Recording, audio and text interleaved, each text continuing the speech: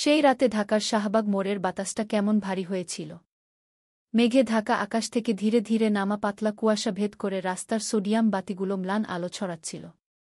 অবিরাম ছুটে চলা গাড়ির স্রোতের মাঝে লম্বা কালো ওভারকোট পরা এক তরুণী উদ্দেশ্যহীনভাবে হাঁটছিল, যার হুড মুখের অর্ধেকটা ঢেকে রেখেছে। তার নাম নাফিসা, বয়স 22। কোমল মুখশ্রী, কিন্তু চোখের দৃষ্টি ইস্পাতের মতো ধারালো, যেন এমন কিছু লুকিয়ে রেখেছে যা ভাষায় প্রকাশ করা যায় না। গত কয়েকদিন ধরেই শহরটা এক অদ্ভুত খবরে তোলপাড়। রাতের বেলা এক রহস্যময়ী নারীকে একা হাঁটতে দেখা যায়, আর যখনই কেউ তার কাছে যাওয়ার চেষ্টা করে, আশেপাশের রাস্তার বাতি দপ করে নিভে যায় আর বাতাসে ভেসে আসে তীব্র লোবানের ধোঁয়া মেশানো এক অচেনা সুগন্ধ। শহরের মানুষ তাকে শাহবাগের ছায়ামানবী বলে ডাকতে শুরু করেছে। রাস্তার অন্য পাশে 4 জন পুলিশ রাতের টহল দিচ্ছিল। তারা হল sub inspector Jahangir, SI Rashed, constable Karim আর কনস্টেবল আলামিন, এমন এক দল যারা কঠোর এবং প্রায়শই নিয়মের বাইরে গিয়ে কাজ করার জন্য পরিচিত। দলের নেতা জাহাঙ্গীর ছিল ভীষণ উদ্ধত, সাধারণ মানুষের সামনে নিজের ক্ষমতা দেখাতে ভালোবাসত। ওই দেখ, লোকে যে মেয়েটার কথা বলে, ওটা কি সেই মেয়ে? আলামিন নাফিসার দিকে আঙুল তুলে বলল। রাশেদ তীক্ষ্ণ চোখে তাকাল। হ্যাঁ, ওইরকমই তো মনে হচ্ছে। ভয় ছড়িয়ে বেড়ানো একটা পাগল ছাড়া আর কিছু না, এটা প্রমাণ করার জন্য ভালো সুযোগ। জাহাঙ্গীরের মুখে একটা বিদ্রূপের হাসি ফুটে উঠল। আরে, হাতকড়া তৈরি রাখ। কাল থেকে যেন আমাদের এলাকায় আর কেউ ভূতপ্রেতের গল্প না করে। কি আর কিছু না ভেবেই তারা সাইরেনের একটা ছোট শব্দ করে নাফিসার দিকে এগিয়ে গেল। মেয়েটি হাঁটা থামিয়ে দিল। মাথাটা সামান্য ঝুঁকেছিল, তারপর ধীরে ধীরে সে মুখ তুলল। তার চোখ দুটি সোজা, শান্ত কিন্তু ছুরির ফলার মতো তীক্ষ্ণ। আমার কি কোনো দোষ হয়েছে, স্যার? তার কণ্ঠস্বর ছিল নরম, কিন্তু তা যেন শিরদাঁড়া দিয়ে একটা শীতল স্রোত বইয়ে দিল। করিম কাছে এসে নাফিসার হাতটা শক্ত করে ধরল। তুমি শহরের মানুষের মনে ভয় তৈরি করছ। রাতের বেলা হুট পরে ঘুরে বেড়াচ্ছ। এটা কি কোনো ভূতের সিনেমা পেয়েছ নাকি? হ্যাঁ? নাফিসা চুপ করে রইল। তার দৃষ্টি জাহাঙ্গীরের মুখ থেকে এক মুহূর্তের জন্য সরল না। রাশেদ তার মুখে টর্চের আলো ফেল। মাফ চাওয়ার বদলে হা করে তাকিয়ে আছে। খবরদার, যদি বাধা দেওয়ার চেষ্টা করেছ, সোজা হাঁচতে পুড়ে দেব। আলামিন, যে এতক্ষণ ধরে সব দেখছিল, তার কেমন যেন অস্বস্তি হতে লাগল। জাহাঙ্গীর ভাই, মেয়েটার মুখটা কেমন ফ্যাকাশে লাগছে। হাতটা দেখুন। সবার চোখ পড়ল নাফিসার হাতের দিকে। তার হাত ছিল বরফের মতো ঠান্ডা আর রক্তশূন্য ফ্যাকাশে। কিন্তু জাহাঙ্গীর পাত্তা দিল না। সে আরও জোরে হাতটা মোচড় দিয়ে বলল, হয়েছে, আর ভূতের গল্প বানাতে হবে না। করিম, এর হাত বাঁধ। সোজা গাড়িতে তোলক। করিম, যে তার নির্দয় স্বভাবের জন্য পরিচিত ছিল, সাথে সাথে প্লাস্টিকের দড়ি বের করে নাফিসার হাত পিছনে নিয়ে বাঁধতে গেল। যে মুহূর্তে দড়িটা তার চামড়া স্পর্শ করল, চারপাশের বাতাস হঠাৎ করেই বদলে গেল। ঝড়ের কোনো চিহ্ন না থাকলেও প্রচণ্ড বেগে হাওয়া বইতে শুরু করল। রাস্তার বাতিগুলো একে একে কাঁপতে কাঁপতে নিভে গেল। কি হচ্ছেটা কি? রাশেদ আতঙ্কে চিৎকার করে উঠল। নাফিসা মাথা নিচু করল। তার চোখের মণি ধীরে ধীরে রূপলিধূসর রং ধারণ করল। আমি বলেছিলাম, আমাকে স্পর্শ করো না। কণ্ঠস্বরটা আর কোনো তরুণীর নরম আওয়াজ ছিল না। মনে হচ্ছিল দুটো কণ্ঠস্বর একসাথে কথা বলছে, একটি নারীর আর অন্যটি অনেক দূর থেকে আসা এক ভারী প্রতিধ্বনি। জাহাঙ্গীর ভয়ে এক পা পিছিয়ে গেল, কিন্তু তার হাতের বাঁধন ছাড়ল না। পুলিশের সামনে জাদু দেখানোর চেষ্টা করবি না। হঠাৎ নাফিসার হাতের বাঁধনটা কোনো আগুন ছাড়াই জ্বলে উঠে ছিঁড়ে গেল। তার ত্বক থেকে সাদা ধোঁয়ার মতো এক নরম আলো বেরিয়ে আসতে লাগল। করিম, যে দড়িটা ধরেছিল, সে ছিটকে কয়েক মিটার দূরে গিয়ে টহল গাড়ির উপর পড়ল। রাশেদ কাপা কাপা হাতে তার পিস্তল বের করল। এই, সাবধান, উল্টাপাল্টা কিছু করবি না। কে তুই আসলে? নাফিসা তার দিকে অনেকক্ষণ তাকিয়ে রইল। আমি শুধু এমন একজন যে একবার মৃত্যুকে পার করে এসেছে, স্যার। সবাই স্তব্ধ হয়ে গেল। জাহাঙ্গীর জোর করে হেসে নিজের ভয় ঢাকার চেষ্টা করল। বাজে কথা। এসব তো যে কেউ বলতে পারে। কি? সে আবার মেয়েটিকে ধরার জন্য এগিয়ে গেল। কিন্তু তার হাত যখন নাফিসার কাঁধ স্পর্শ করতে যাবে, মেয়েটির পুরো শরীরটা ছায়ার মতো স্বচ্ছ হয়ে গেল। জাহাঙ্গীরের হাতটা যেন ধোঁয়ার ভেতর দিয়ে চলে গেল। আল্লাহ! ও তো মিলিয়ে গেল। আলামিন ভয়ে চিৎকার করে উঠল। হঠাৎ নাফিসা তাদের পিছনে আবির্ভূত হল। তার কণ্ঠ শান্ত কিন্তু কাঁপিয়ে দেওয়ার মতো। আমি কাউকে আঘাত করতে চাই না। কিন্তু তোমরা যদি আমাকে জোর করতে থাকো, তাহলে আজ রাতে তোমরা অক্ষত ফিরতে পারবে কিনা তার কোনো নিশ্চয়তা আমি দিতে পারছি না। হাওয়া আবার প্রচণ্ড বেগে বইতে শুরু করল। দূর থেকে একটা একতারার করুণ সুর ভেসে আসতে লাগল, কিন্তু বাস্তব বাতাসে লোবানের তীব্র গন্ধ ছড়িয়ে পড়ল। রাশেদ, যার গ্রামের বাড়ি কুষ্টিয়ায়, সে এই ধরনের চিহ্ন চিনত। রাতের বেলা বাদক ছাড়া ভেসে আসা বাউলের সুর অশরীরী আত্মার উপস্থিতির লক্ষণ। জাহাঙ্গীর ভাই, চলেন এখান থেকে যাই। এ কোনো সাধারণ মানুষ না, রাশেদ ফিসফিস করে বলল। কিন্তু জাহাঙ্গীর তখনও জেদ ধরে বসেছিল। আমি এসব ভূতপ্রেতে ভয় পাই না। সে তার স্টিলের হাতকড়াটা ঘুরিয়ে নাফিসার হাত ধরার চেষ্টা করল। কিন্তু লোহাটা তার ত্বকে লাগতেই এমনভাবে ঝনঝন করে উঠল যেন বহু বছরের পুরনো মরচে পড়া ধাতু, আর সাথে সাথেই গুঁড়ো গুঁড়ো হয়ে গেল। নাফিসা করুণার দৃষ্টিতে তার দিকে তাকাল। তোমরা কারণ ছাড়াই অনেক মানুষকে কষ্ট দিয়েছ। আজ রাতে প্রকৃতি তোমাদের বিচার করবে। হঠাৎ পার্কের দিক থেকে কিছু পথচারীর চিৎকার শোনা গেল, যারা এই ঘটনা দেখছিল। আস্তাগফিরুল্লাহ! ওটা কে? রাস্তার মাঝে আলো জ্বলছে কেন? নাফিসা একবার তাদের দিকে তাকাল, তারপর ধীরে ধীরে পার্কের দিকে হাঁটতে শুরু করল। তার প্রতিটি পদক্ষেপ পিচঢালা রাস্তায় নরম আলোর ছাপ রেখে যাচ্ছিল। জাহাঙ্গীর, যার সাহস এবার তলানিতে এসে ঠেকেছিল, চিৎকার করে বলল, ধর ওকে! পালাতে দিও না! আলামিন আর রাশেদ ইতস্তত করছিল। কিন্তু করিম, যে এতক্ষণে ধাতস্থ হয়েছিল, সে তাদের বাধা দেওয়ার চেষ্টা করল। গাড়ির পাশ থেকে লাফিয়ে সে পিছন থেকে নাফিসাকে জাপটে ধরতে গেল। কিন্তু যা ঘটল তা ছিল উল্টো। করিমের শরীরটা যেন এক অদৃশ্য দেওয়ালে ধাক্কা খেয়ে মাটিতে ছিটকে পড়ল, তার মুখ ফ্যাকাশে হয়ে গেল। নাফিসা তার দিকে তাকাতেই করিমের নাক দিয়ে রক্ত পড়তে শুরু করল। আমি একবার মরেছি, স্যার। কিন্তু সেই অনুভূতিটা কেমন তা তোমরা এখনও জানো না। কথাগুলো দীর্ঘক্ষণ ধরে প্রতিধ্বনিত হতে থাকল, যা শুনে সবার শরীর হিম হয়ে গেল। আলামিন, যে এতক্ষণ চুপ করেছিল, অবশেষে সাহস করে বলল, দাঁড়াও! তুমি বললে তুমি একবার মরেছ। এর মানে কি? নাফিসা হালকা হাসল। এটা এক তান্ত্রিক ক্রিয়া। আমি বেঁচে আছি কারণ আমার একটা প্রতিশ্রুতি পূরণ করা বাকি। তিনজনই একে অপরের দিকে তাকাল। তান্ত্রিক ক্রিয়া শব্দটা তাদের কাছে পরিচিত হলেও এর গভীরতা তারা জানত না। কিন্তু জাহাঙ্গীর, যে বরিশালের এক গ্রামে বড় হয়েছে, তার কিছু মনে পড়ল। ছোটবেলায় তার দাদি তাকে এক ভয়ঙ্কর কালাজাদুর কথা বলতেন, যা দিয়ে কোনো অশরীরী শক্তির সাথে চুক্তির মাধ্যমে মৃত মানুষকেও বাঁচিয়ে তোলা যায়। জাহাঙ্গীর আতঙ্কে নাফিসার দিকে তাকাল। তুই কি কোনো তান্ত্রিক? না, সে শান্তভাবে উত্তর দিল। আমি শুধু এমন একজন যে অতীতের ভুল শোধরাতে চায়। টিপটিপ করে বৃষ্টি পড়তে শুরু করল, যা পিচঢালা রাস্তা ভিজিয়ে পরিবেশটাকে আরও থমথমে করে তুল। নাফিসা চারজন পুলিশকে একে একে দেখল। তোমরা আমাকে না জেনেই বেঁধেছিলে।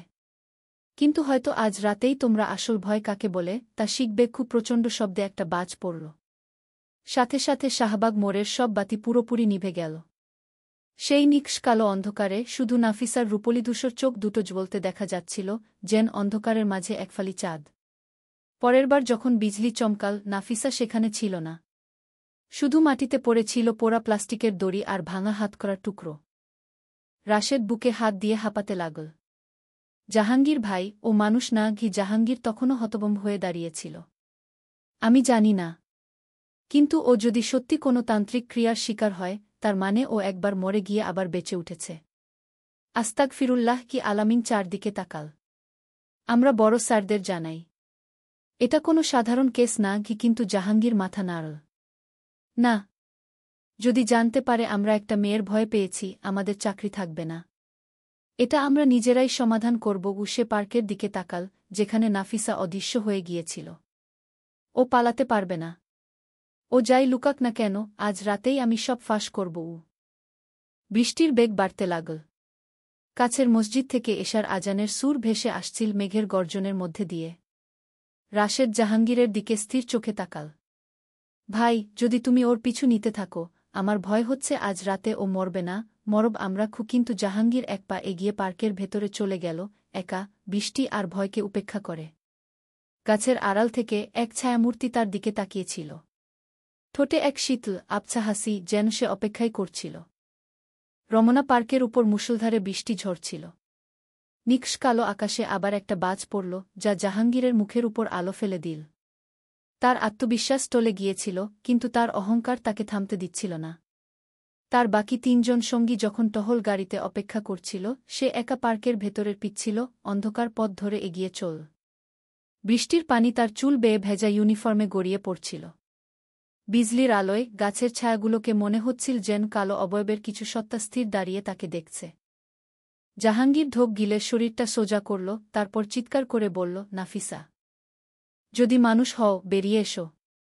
ভূতের মতো লুকিয়ে থেকো না। কোনো উত্তর এল না, শুধু পাতার উপর বৃষ্টির শব্দ।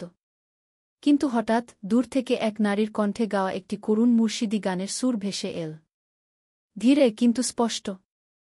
বন্ধু বিনে পরাণ বাঁচে না, পরাণ আমার কান্দে। বন্ধুয়ার লাগিয়া জাহাঙ্গীর স্তব্ধ হয়ে গেল। এই সুর সে ছোটবেলায় তার নানার কাছে শুনেছিল। এটা ছিল আত্মা নামানোর এক ধরনের মারফতি গান। সে দ্রুত ডানে বামে তাকাল। কে গাইছে এটা? হঠাৎ পার্কের মাঝখানে থাকা বিশাল এক বটগাছের নিচে এক নারীর ছায়ামূর্তি দেখা গেল।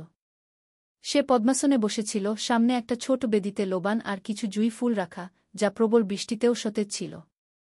জাহাঙ্গীর ধীরে ধীরে এগিয়ে গেল। তার বুটজুতো ডোবা পানিতে শব্দ করছিল। কিন্তু সে যখন কাছে পৌঁছাল, মূর্তিটা মুখ ফেরাল। হ্যাঁ, এটা নাফিসাই ছিল। কিন্তু তার মুখটা এখন আরও বেশি ফ্যাকাশে, চোখ দুটো শূন্য, আর গলায় একটা লম্বা কাটার দাগ স্পষ্ট দেখা যাচ্ছিল। আল্লাহ! জাহাঙ্গীর বিস্ময়ে হতবাক হয়ে গেল। তুমি তো সত্যি সত্যি মরে গেছ। নাফিসা ফ্যাকাশে হাসল। ৫ বছর আগে এই পার্কেই আমি মরেছিলাম। জাহাঙ্গীর এক পা পিছিয়ে গেল, কিন্তু কৌতূহল তাকে আটকে রাখল। যদি মরেই গিয়ে থাকো, তাহলে এখন বেঁচে আছ কিভাবে? কারণ একজন আমাকে আবার জাগিয়ে তুলেছে। আমাকে কিছু একটা পাহারা দেওয়ার দায়িত্ব দেওয়া হয়েছে, আর আমার কাজ এখনও শেষ হয়নি। জাহাঙ্গীর কাঁপুনিটা ঢাকার চেষ্টা করল। কি পাহারা দিচ্ছ? নাফিসা জাহাঙ্গীরের চোখের দিকে সরাসরি তাকাল। আমার মৃত্যুর রহস্য। কথাটা গাছের ফাঁকে প্রতিধ্বনিত হল, যেন চারপাশের বাতাস থেমে গিয়েছিল। আবার বাজ পড়ল, আর সেই মুহূর্তের আলোয় জাহাঙ্গীর এমন কিছু দেখল যা তার হৃৎপিণ্ড প্রায় বন্ধ করে দিয়েছিল। নাফিসার ঠিক পিছনে মানুষের আকৃতির এক বিশাল কালো ছায়া দাঁড়িয়েছিল, কিন্তু তার কোনো মুখ ছিল না। ছায়াটা স্থির, নিচু হয়ে দাঁড়িয়েছিল, যেন নাফিসার সাথে লেপ্টে আছে। জাহাঙ্গীর সঙ্গে সঙ্গে তার পিস্তলটা তুলে ধরল। কাছে আসবি না। নাফিসা ধীরে ধীরে উঠে দাঁড়াল। তুমি এখনও বুঝতে পারছ না, তাই না? যা একবার মরে গেছে তাকে পিস্তল দিয়ে থামানো যায় না। জাহাঙ্গীর একবার গুলি করল। গুলিটা নাফিসার বুক ভেদ করে চলে গেল। কিন্তু আশ্চর্য, সে তখনও দাঁড়িয়ে রইল। শুধু তার ক্ষত থেকে ধুলোর মতো হালকা আলো বেরিয়ে এসে আবার ক্ষতটা বন্ধ হয়ে গেল। দেখলে? সে আস্তে করে বলল। এই শরীরটা আর মানুষের শরীর নেই। জাহাঙ্গীর আতঙ্কে ঘুরে দৌড়াতে যাচ্ছিল, কিন্তু অন্যদিক থেকে রাশেদ আর আলামিন এসে হাজির হল, যারা আর অপেক্ষা করতে পারছিল না। ভাই, আমরা গুলির শব্দ শুনেছি। আপনি ঠিক আছেন তো? যখন তারা নাফিসাকে দেখল, দুজনেই ভয়ে পিছিয়ে গেল। ইয়া আল্লাহ! ও সত্যি মানুষ না! আলামিন চিৎকার করে উঠল। নাফিসা তাদের দিকে তাকাল। আমি তোমাদের ক্ষতি করতে চাই না, কিন্তু তোমরা যদি বিরক্ত করতে থাকো, তাহলে যে ছায়াটা আমাকে বেঁধে রেখেছে সে চুপ করে থাকবে না। রাশেদ নাফিসার পিছনের কালো মূর্তিটার দিকে লক্ষ্য করল। ওটাই কি তোমার পাহারাদার? নাফিসা মাথা নিচু করল। ও কোনো পাহারাদার নয়, ও আমারই একটা অংশ। যখন আমি মরেছিলাম, আমার শরীরটা এই গাছের নিচে ফেলে দেওয়া হয়েছিল। একজন ওঝা আমার লাশ খুঁজে পেয়ে আমার আত্মাকে আবার ডেকে আনে। কিন্তু সে জানত না, আমি আমার অন্য ছায়াটাকে সঙ্গে নিয়ে ফিরে এসেছি। জাহাঙ্গীর ঢোক গিল। ওঝা? কে সেই ওঝা? নাফিসা রহস্যময় হাসল। আপনারা তাকে চিনলেও চিনতে পারেন। জাহাঙ্গীর চুপ হয়ে গেল, কিন্তু তার মন অস্থির হয়ে উঠল। সে কঠোরভাবে ভাবতে লাগল, এলাকার পুরনো কেসগুলো মনে করার চেষ্টা করল। ৫ বছর আগে নাফিসা রহমান নামে ঢাকা বিশ্ববিদ্যালয়ের এক ছাত্রীর খুনের খবর এসেছিল। তার পরিবারকে ব্ল্যাকমেইল করা কিছু পুলিশ কর্মকর্তার বিরুদ্ধে অভিযোগ করার পর সে নিখোঁজ হয়ে গিয়েছিল। কিন্তু কোনো তদন্ত ছাড়াই কেসটা ধামাচাপা পড়ে যায়। আর এখন সেই একই নামের মেয়ে একই মুখ নিয়ে তার সামনে দাঁড়িয়ে। জাহাঙ্গীর তার দিকে অনেকক্ষণ তাকিয়ে রইল। তুমিই সেই নাফিসা রহমান যে ৫ বছর আগে হারিয়ে গিয়েছিল?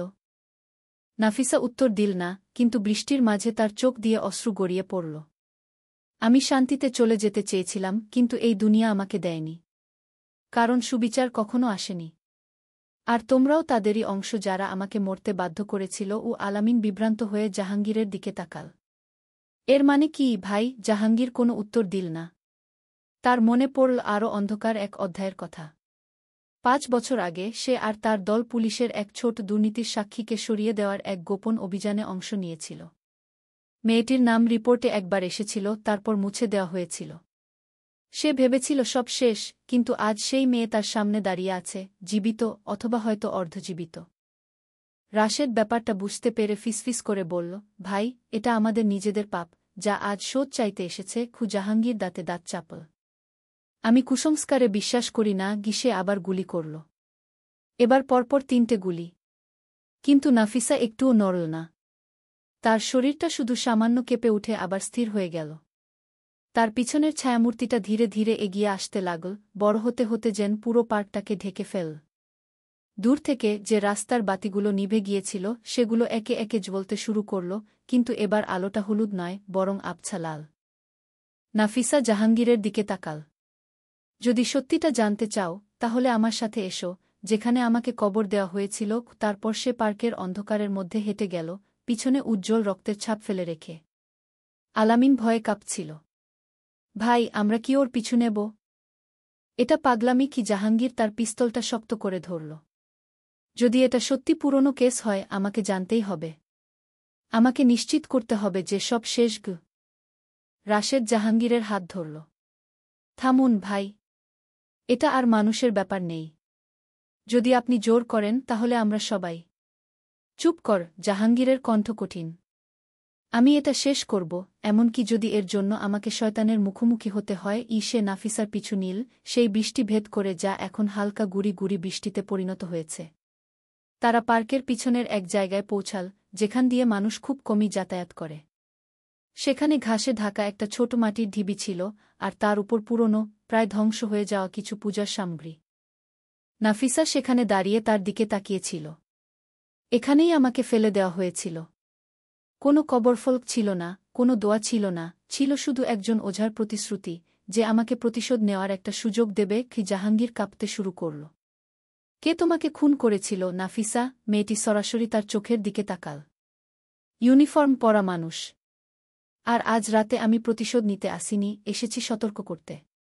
কারণ যে আমার হত্যার আদেশ দিয়েছিল সে ফিরে এসেছে। জাহাঙ্গীর ভুরু কুঁচকে তাকাল। ফিরে এসেছে? কার কথা বলছো তুমি? নাফিসা আকাশের দিকে তাকিয়ে ফিসফিস করে বলল, কাল তোমরা জানতে পারবে। একে একে অতীতের সব পাপের হিসাব শোধ করতে হবে। হঠাৎ বিজলির আলোয় তার মুখটা উজ্জ্বল হয়ে উঠল এবং একটা বিশাল ছায়া তার পিছন দিয়ে পার হয়ে মিলিয়ে গেল। পরেরবার যখন বিজলি চমকাল, নাফিসা উধাও। জাহাঙ্গীরকে সেই মাটির ঢিবির সামনে একা রেখে। বৃষ্টি থেমে গেল। বাতাসটা খুব ঠান্ডা লাগছিল। রাশেদ আর আলামিন দূর থেকে এগিয়ে এল। ভাই, ও কোথায় গেল? জাহাঙ্গীর উত্তর দিল না। সে হাঁটু গেড়ে বসল, ভেজা মাটিটা স্পর্শ করল এবং কিছু একটা খুঁজে পেল। একটা ছোট চাঁদের আকৃতির লকেট। ময়লা কিন্তু অক্ষত। তার পিছনে খোদাই করা ছিল দুটো অক্ষর, এন আর।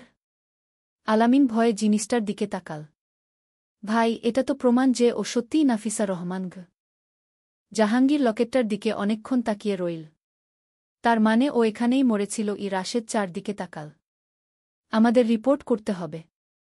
এটা শুধু একটা অদ্ভুত ঘটনা নয়, এটা একটা ধামাচাপা দেওয়া খুন। জাহাঙ্গীর আস্তে করে মাথা নাড়ল। কিন্তু তার মনের গভীরে সে জানত আরও ভয়ঙ্কর কিছু অপেক্ষা করছে।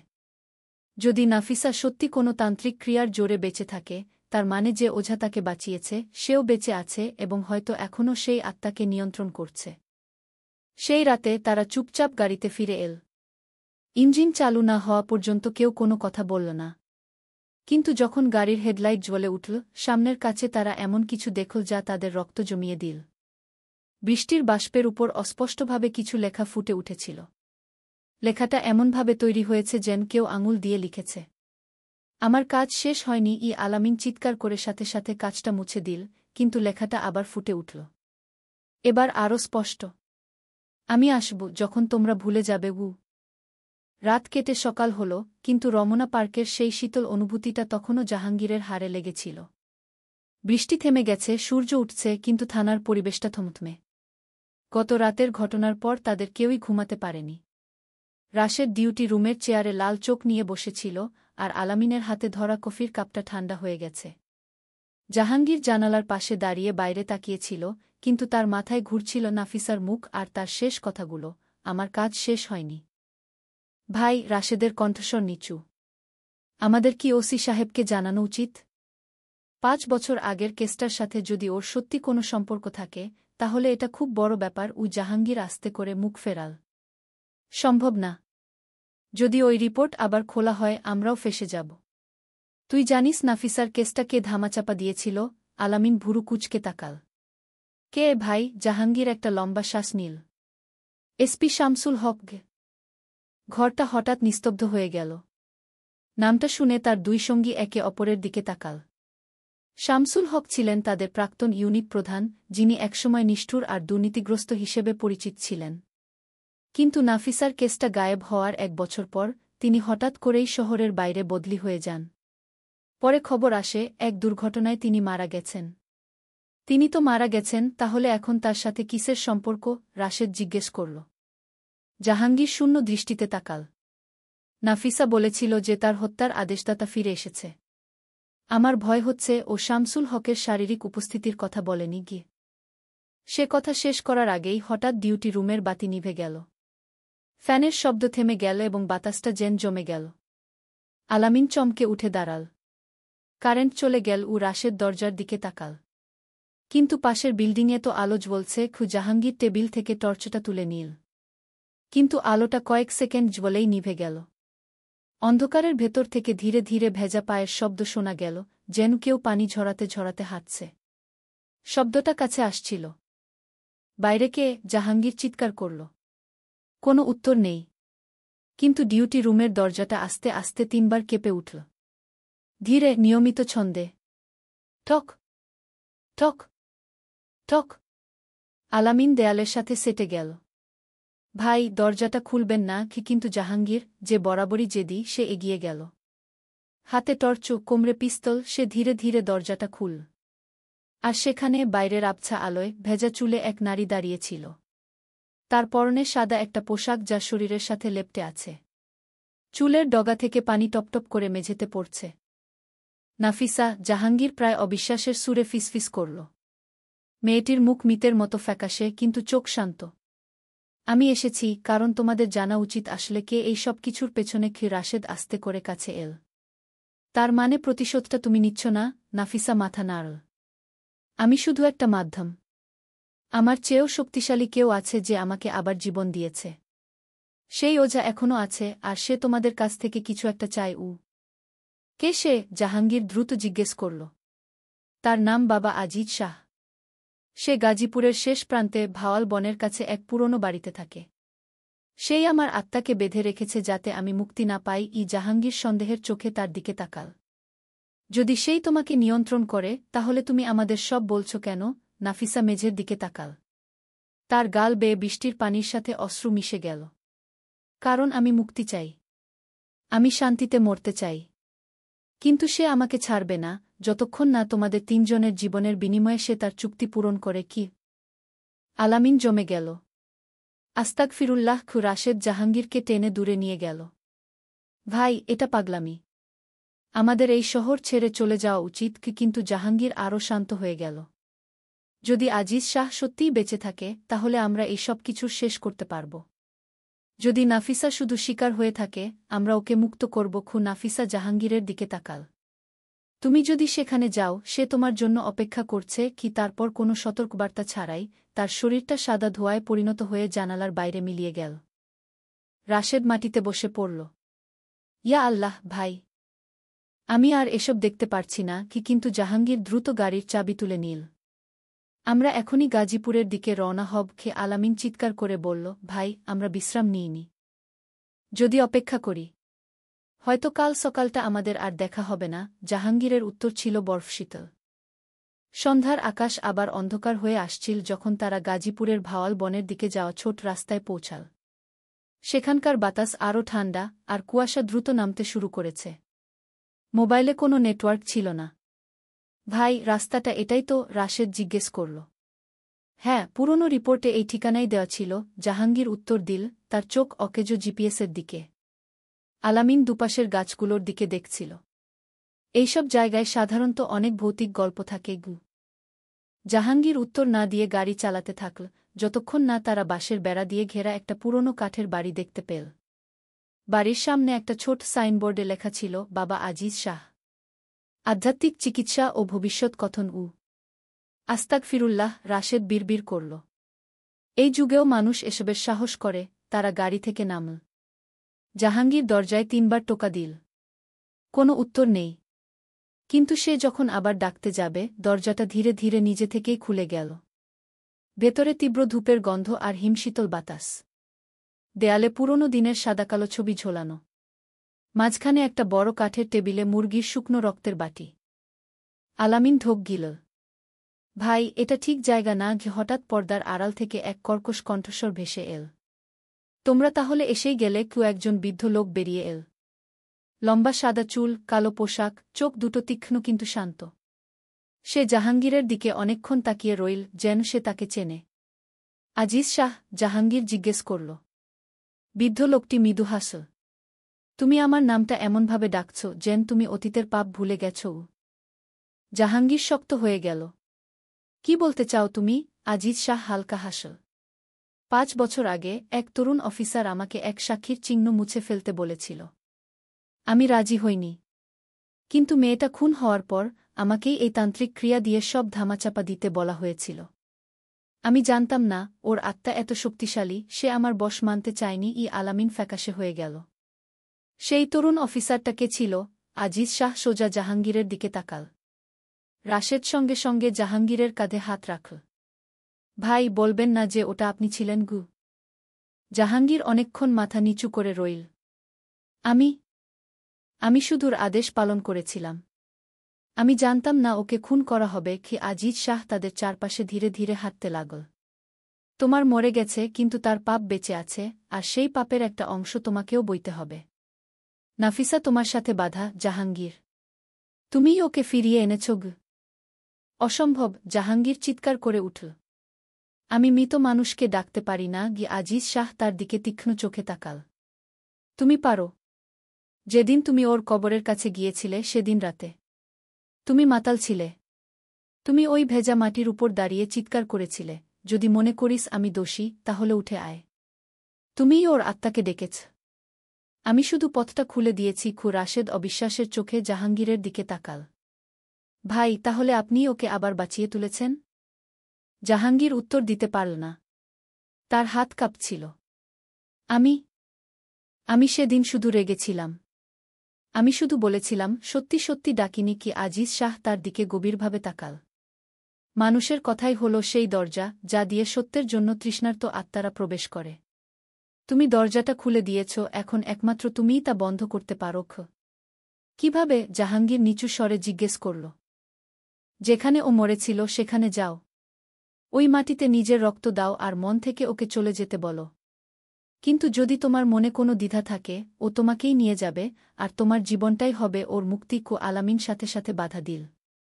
ভাই, যাবেন না। এটা একটা ফাঁদ। কিন্তু জাহাঙ্গীর জানত তার কাছে আর কোনো পথ খোলা নেই।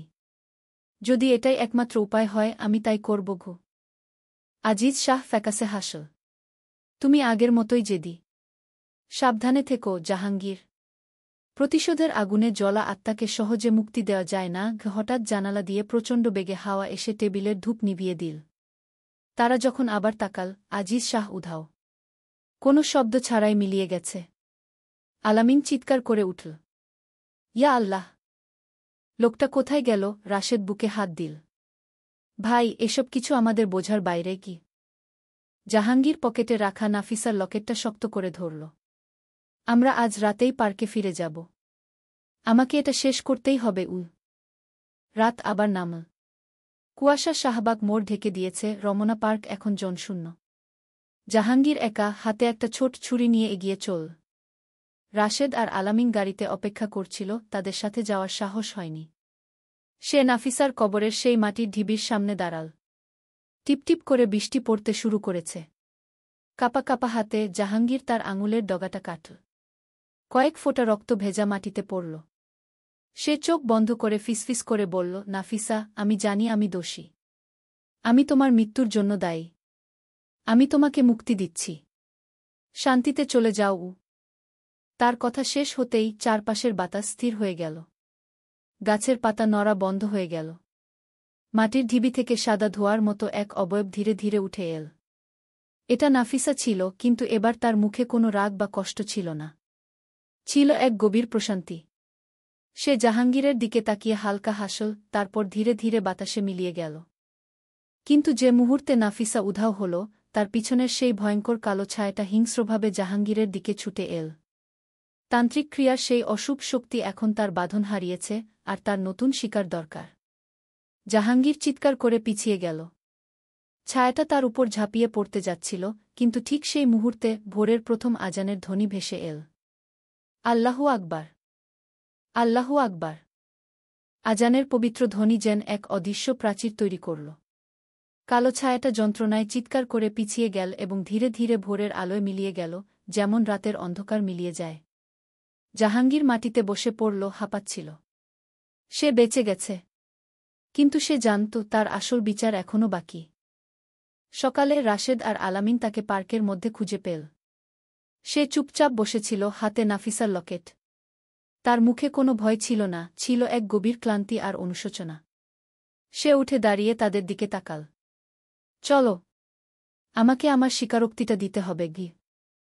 কয়েক মাস পর খবরের কাগজে একটা ছোট খবর ছাপা হল।